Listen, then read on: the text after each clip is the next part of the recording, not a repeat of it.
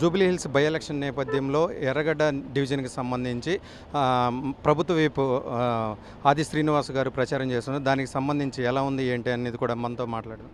Sir చెప్పండి, ఎట్లా ఉంది ఏంటి ప్రచారం? అది ప్రచార సరళి చాలా బాగుంది. నేను గత 15 రోజులుగా మాకు ఇచ్చినటువంటి బాధ్యత ప్రాంతాల్లో తిరుగుతున్న సందర్భంలో ప్రజల నుంచి చక్కటి స్పందన కనిపిస్తూ ఉంది.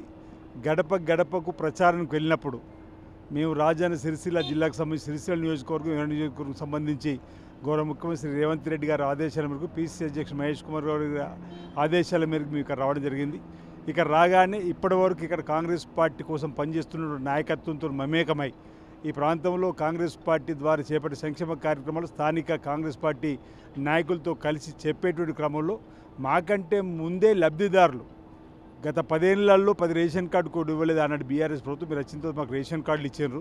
ఈ నియోజకవర్గంలో 36,000 పైచీలకు కొత్త వాళ్లకు రేషన్ కార్డు వచ్చింది అనేటువంటిది ఈరోజు వాళ్ళకి సన్నబియ్యం కూడా ఇచ్చేటువంటి కార్యక్రమం చెప్పే సందర్భంతో పాటు అసంఘటిత కార్మిక రంగం ఎక్కువగా ఉంటుంది. మహిళా తల్లులు ఆర్టీసీ బస్సులో ప్రయాణం చేసి ఉచితంగా మాకు బస్సు ప్రయాణం దొరుకుతుందని 500కే సిలిండర్ ఇస్తున్నారన్నమాట. అంతేకాకుండా 200కు యూనిట్లు ఏదైతే కరెంటు ఉచితంగా ఉందో మేము అందుకుంటూ ఉన్నాం, పొందుతూ ఉన్నాం. కాబట్టి ఇన్ని చక్కటి సంక్షేమ కార్యక్రమాలు ఇస్తున్నటువంటి ప్రభుత్వానికి అండగా ఆశీర్వాదం ఇవ్వాల్సినటువంటి బాధ్యత మా పైన ఉంది. కాబట్టి మేము రేవంత్ రెడ్డి గారి సర్కారుకు యువకుడు, ఉత్సాహవంతుడు, విద్యావంతుడు నవీన్ యాదవ్ని గెలిపిస్తామని చెప్పిన మాట వారి మాటల్లో వినిపిస్తుంది.